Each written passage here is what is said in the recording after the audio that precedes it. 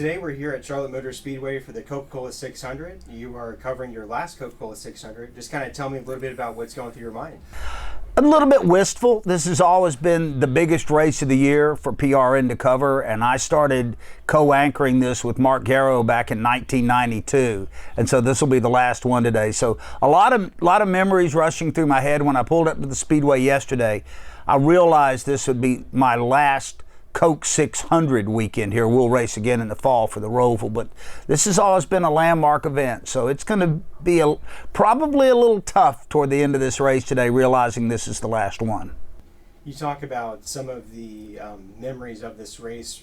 What really kind of sticks out to you about this race? Some of those memories of different drivers winning and different things happening here. Well, I was here in '94. That was the year Jeff Gordon won his first ever race, and that was a big deal. We all knew that he was gaining momentum in the NASCAR world, but then he finally broke through and won one, and he's crying in victory lane, and there's a lot going on. So that was a big one for me. The year that Dale Earnhardt Jr. ran out of gas about 500 feet from the start-finish line. Looked like he was going to win, and the crowd was just so anticipatory. And then the air got let out of the place when he got passed by Kevin Harvick just right at the start-finish line. Those are two that kind of pop into my head, and a lot of first-time winners here. It was the first win ever for Jeff Gordon. Bob Labonte won his first race here. Matt Kenseth, David Rudiman, Casey Mears. There's been a lot of first-time winners in the Coca-Cola 600.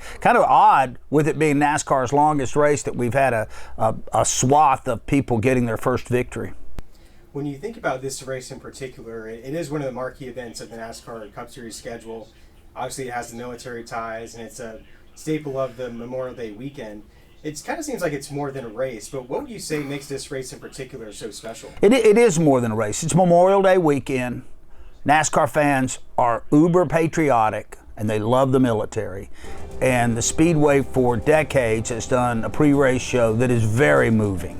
I mean, it's just everybody here is on attention, on full alert, watching that pre-race show. And it's the kind of thing that if you're a little bit patriotic, it gives you chill bumps. It raises the hair on your arms, and people enjoy that. There's a bagpipe band that plays Amazing Grace. There's a 21-gun salute. There's usually a lot of military on display. And it plays really well on Memorial Day. This is the third consecutive year in a row that the race has been sold out for the Coca-Cola 600. What do you think that says about the fans in this area, and how do they compare to some of the other tracks? I think it says a lot. I think, one, it says a lot for the event. This is a marquee event. It is a crown jewel NASCAR race, and people want to be a part of that. It's more than just a race. It's a happening. And folks want to be a part of the happening thing, so they're going to be here on Memorial Day, and it looks like the weather's going to be pretty good. And I think that's as much it as anything that has to do with the racing. Let's go there. Let's be a part of that. They'll get here early, and they'll leave late. And it's a full day. You're immersed in the NASCAR world when you show up for the 600. Now, you've been with PRN for more than 30 years. This is your last lap as you get ready for retirement, and you've been kind of recognized by a few different tracks and taken part as a dignitary at a few different races. Today, you'll get to drive the pace car. What do you think that experience is going to be like? I think it'll be very cool. There will be a NASCAR person in the car with me, telling me exactly what to do, when to pull off. You don't go very fast. I think it's like 55 miles an hour, so that's okay. I've done a lot of laps here at Charlotte over the years, giving people track rides, visiting dignitaries, and things of that nature. But I've never with a 40-car field of NASCAR Cup cars behind me ready to go. So that's going to be a kick. I've gotten to do some cool things this year. I got to broadcast a little bit of the Daytona 500 on the other network, the Motor Racing Network. They were nice enough to let me come over there.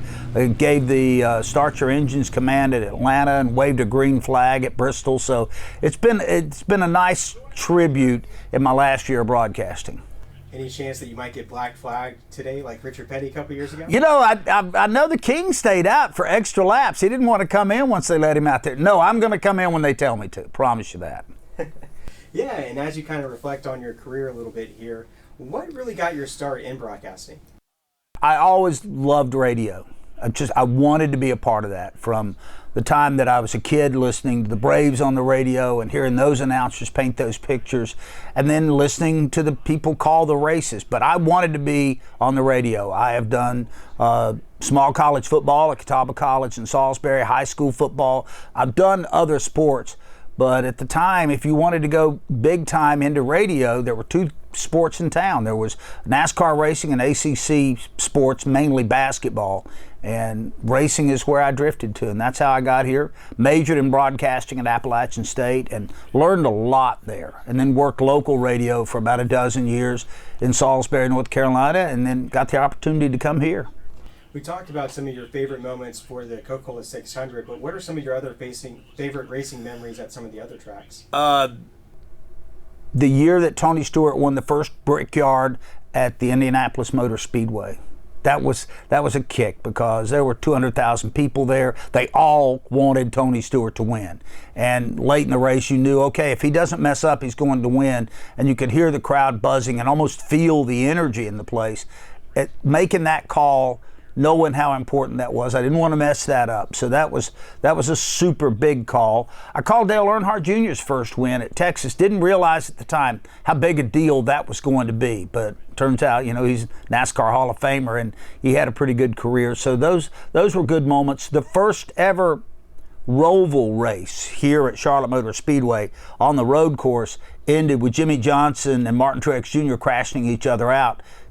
Not 100 feet from the start-finish line, and Ryan Blaney drove through and won the race on that day. That was, there's been some of those last lap crash things, kind of Hollywood endings. We had one year on the Bristol Dirt Race where a couple of guys spun each other out, and Kyle Busch, who had no business winning that race, just drove around and won it. So there's been some exciting ones, some pretty cool moments that we've gotten to call.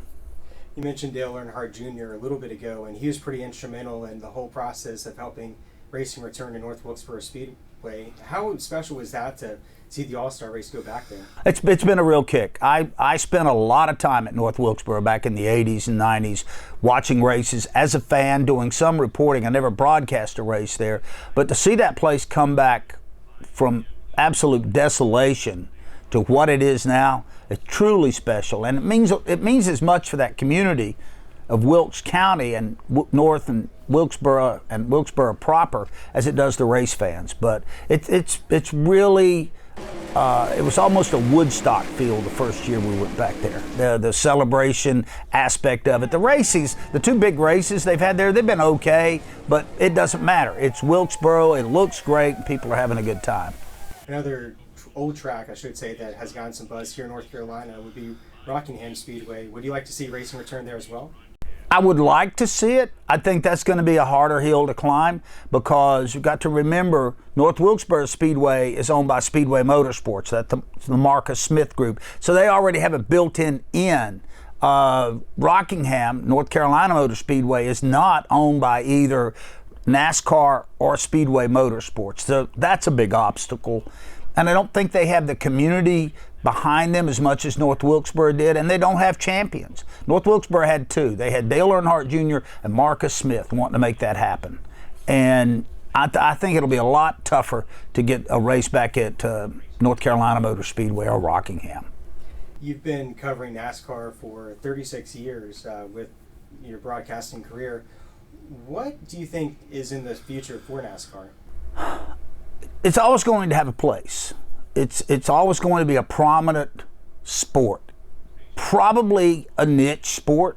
It's not going to be the NFL, NBA, Major League Baseball, but it can be the best of the niche sports there is. I liken our sport more to almost like the NHL and hockey. Our fans are devout. They care a lot about it. They'll travel a long way, and they know everything there is to know about it. And if we can be the best sport at that level, I feel like that's really good. We're not going to rival the NFL, but we don't need to. We just need to provide the fans that like this with the best entertainment we can.